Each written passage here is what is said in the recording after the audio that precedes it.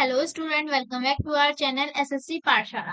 आज से हम एक नई सीरीज स्टार्ट करने जा रहे हैं जिसमें हम टॉप 10 करंट अफेयर लाएंगे। ठीक है, डेली लेके आएंगे जिसमें सिर्फ 10 करंट अफेयर होंगे और थोड़ा सा उसका डीपली जानकारी होगी। ठीक है, जिससे आपको क्या होगा, उसे याद करने में भी बहुत ज्यादा क्या होगी, आसानी होगी। अगर आप 10 डेली देख लो तो फिर आपको ज्यादा जल्दी से याद हो जाएगा। ठीक है, अगर हम ज्यादा लेके आएंगे तो फिर आपके hello student, welcome back to our channel SSC पाठशाला।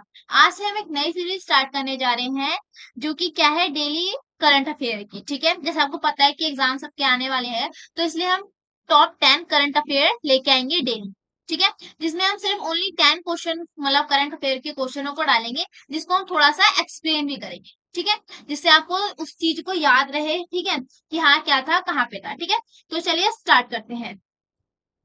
देखिए, हमारा पहला क्वेश्चन क्या है, भारत के किस शहर को साहित्य के क्षेत्र के योगदान के लिए यूनेस्को रचनात्मक शहर की सूची में जोड़ा गया है।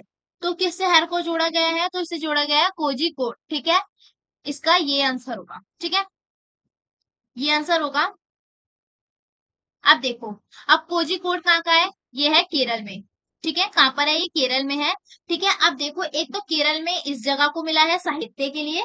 ठीक है, साहित्य के क्षेत्र में, और एक प्लस में किसको मिला है, मध्य प्रदेश में, मतलब कि एमपी में ग्वालियर को मिला है। ठीक है, ग्वालियर को मिला है। ठीक है, आपको ये याद रखना है कि यूनेस्को के रचनात्मक शहरों की सूची में दो को मिला है, एक तो केरल को मिला है और एक एमपी के मिला है। ठीक है, अब जो केरल वाला है कोझिकोड, इसको किसके लिए मिला है, इसको साहित्य के लिए मिला है। ठीक है, और इसको भी संगीत के लिए मिला है। ठीक है, अब ये कब दिया जाता है, इसकी जो यूनेस्को ने इसको मान्यता कब दी, इनको इनको दी थी 31 अक्टूबर को। तो आप ये याद रख सकते हैं, जैसे कि आपसे पूछ ले कि यूनेस्को ने किस शहर की साहित्य के क्षेत्र को मान्यता प्राप्त करी किस दिन, तो 31 अक्टूबर को। ठीक है, जिसे किसके रूप में मनाया जाएगा, ये मनाएगा विश्व शहर दिवस। ठीक है, याद रखना, अगर आपसे पूछ ले कि विश्व शहर दिवस कब मनाया जाता है, तो क्या इसका आंसर क्या होगा, 31 अक्टूबर को। ठीक है, सेकंड क्वेश्चन की ओर चलते हैं। हमारा क्वेश्चन नंबर सेकंड है, किस कारण से ग्वालियर को यूनेस्को द्वारा मान्यता प्राप्त है और प्रतिष्ठित रचनात्मक शहरों की सूची में शामिल किया गया। अब किसको है, हमने दो पढ़े हैं। ठीक है, ग्वालियर, ये इसमें भी क्या है, रचनात्मक शहर की सूची में शामिल किया गया है। तो इसमें किसको शामिल किया गया है, इसमें दिया गया है संगीत को, जिसमें मैंने आपको पीछे बताया कि उसमें साहित्य में दिया गया है केरल वाले को, और जो मध्य प्रदेश का है उसको किसमें दिया गया है, उसको संगीत के क्षेत्र में क्या दिया गया है, यूनेस्को का रचनात्मक आविष्कार दिया गया है। ठीक है, अब देखो, योगदान के लिए जाना जाता है, जबकि ग्वालियर को संगीत के क्षेत्र में योगदान दिया गया है। आपको ये याद रखना है कि दो को दिया गया है। ठीक है, जो मैंने आपको पीछे बताया, इसको दिया गया है संगीत के लिए, उसको दिया गया है साहित्य के लिए।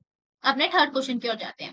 क्वेश्चन नंबर 3 हमारा है, नवंबर 2023 में दुनिया का पहला आर्टिफिशियल इलेक्ट्रिक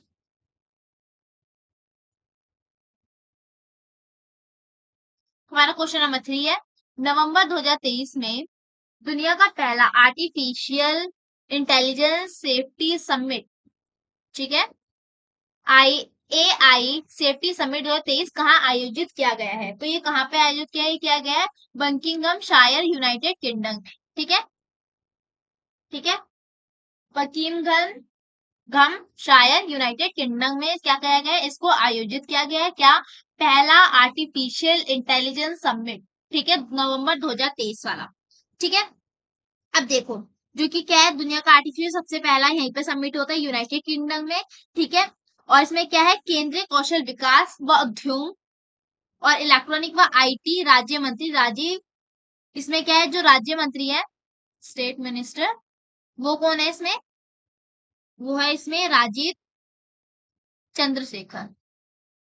ठीक है, तो या आपसे ये पूछ सकता है ना कि आर्टिफिशियल इंटेलिजेंस सेफ्टी समिट का राज्य मंत्री कौन है, तो आप उसको बता देंगे कौन है, राजीव चंद्रशेखर है। ठीक है, ने 11 सितंबर 2023 का शिखर सम्मेलन उद्घाटन, मतलब पूर्व साथ को संबोधित किया था, मतलब कि जो उसका शिखर सम्मेलन है वो कब, 1 नवंबर। ठीक है, ये हमारे क्या है, 1 या 2 नवंबर के करंट अफेयर है। ठीक है, जो कि जो इम्पोर्टेंट है, जो आपसे एग्जाम में पूछे जा सकते हैं, वो हम आपसे पूछेंगे। ठीक है, आज की तारीख है, आज 3 तारीख है। ठीक है, तो आपके कल और परसों दोनों के आप मान लो 5-5 ऐसे करके आपको करंट अफेयर के क्वेश्चन दे रखे हैं, ठीक है। तो 1 नवंबर को क्या हुआ है, आर्टिफिशियल इंटेलिजेंस सेफ्टी समिट, ठीक है, जिसके क्या राज्य मंत्री कौन है, राजीव चंद्रशेखर है, ठीक है। आगे चलते हैं क्वेश्चन नंबर 4 की ओर। भारतीय रेलवे ने देश के किस हिस्से के लिए एक विशेष भारत गौरव ट्रेन यात्रा की के संचालन की घोषणा की है?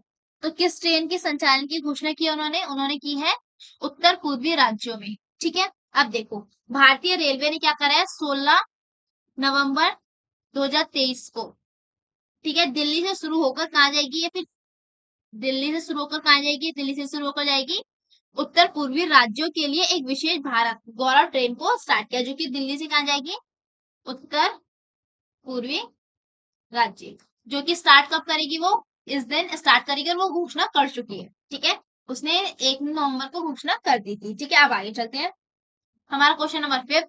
भारत में 31 अक्टूबर का क्या महत्व है? अब 31 अक्टूबर का क्या महत्व है भारत में, तो ये क्या है, राष्ट्रीय एकता दिवस के रूप में इसे मनाया जाए, किसको, 31 अक्टूबर की, जो कि अभी गया है, ठीक है। अब देखो इस दिन क्यों मनाया जाएगा, क्योंकि इस दिन क्या होता है,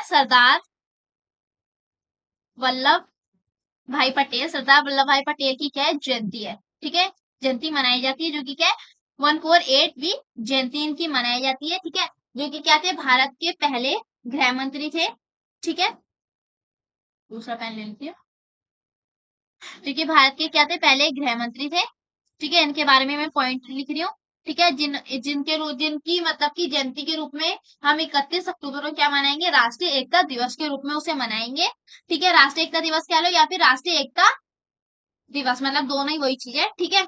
जो रियायतों के राज्यों में जो इन्होंने क्या कहा था, जिन्हें लौह पुरुष भी कहा जाता है, जैसे आपसे पूछे कि लौह पुरुष किसे कहा जाता है, या फिर आयरन मैन किसे कहा जाता है, तो सरदार वल्लभ भाई पटेल को ही क्या कहा जाता है, आयरन मैन कहा जाता है, ठीक है। और इनके ने क्या करा था, जो हमारी रियायतें थी, ठीक है, आप बताओगे रियायतों की संख्या कितनी थी, उन रियायतों को क्या करा था, इन्होंने भारत में शामिल किया था। अगर ये अपना योगदान नहीं देते तो हमारा भारत आज इतना बड़ा और ऐसा नहीं होता, उसके सारे हिस्से क्या होते, अलग अलग होते, ठीक है। अब आगे चलते हैं, पता चल कि आपको 31 अक्टूबर को राष्ट्रीय एकता दिवस के रूप में मनाया जाता है, किसकी जयंती होती है, सरदार वल्लभ भाई पटेल की, ठीक है। चलिए क्वेश्चन नंबर 6।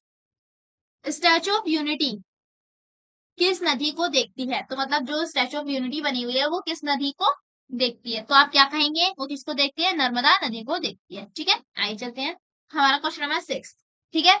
विश्व की सबसे ऊंची मूर्ति कौन सी है, तो जो विश्व की सबसे ऊंची मूर्ति है वो कौन सी है, वो है स्टैचू ऑफ यूनिटी, ठीक है। अब स्टैचू ऑफ यूनिटी क्या है, जो हमारे पीएम है, मतलब कि प्रेजेंट में कौन है, नरेंद्र मोदी, ठीक है, ठीक है, ये है। तो इन्होंने क्या था, गुजरात में, गुजरात के एकता नगर में, कौन से नगर में, एकता नगर में क्या करा था इन्होंने, स्टैचू ऑफ यूनिटी पर राष्ट्रीय एकता दिवस समारोह में भाग लिया था, गुजरात में, ठीक है। यहाँ पे अब 31 अक्टूबर को था उसमें, ठीक है।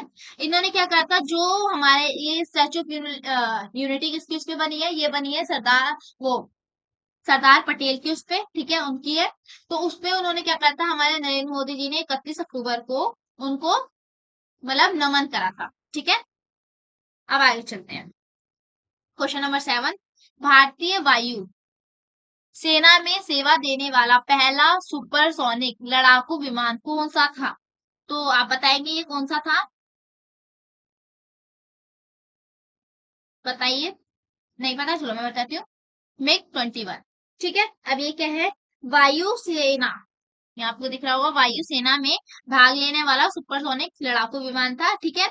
जो प्रमुख संघर्षों में भाग लेने के लिए कब किस किस टाइम से सम्मिलित किया गया था, तो आप याद रखेंगे 1963 में इसे बनाया गया था, जो सम्मिलित किया गया था वायुसेना में, ठीक है, हर संघर्ष वगैरह में भाग लेने के लिए लड़ाकू विमान, ठीक है। आगे चलते हैं हमारा क्वेश्चन नंबर ये 10th होगा, ठीक है, वो 8 या 9th होगा, ठीक है।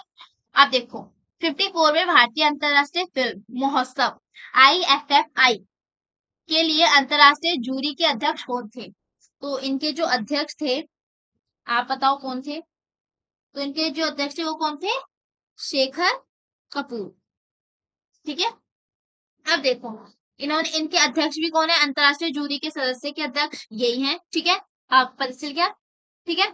बस इसमें इतना जान लो कि इनको मिला था। अब आगे चलते हैं, IFFI गोल्डन पिकॉक किसके लिए प्रदान किया जाता है? तो ये किसके लिए प्रदान किया जाता है?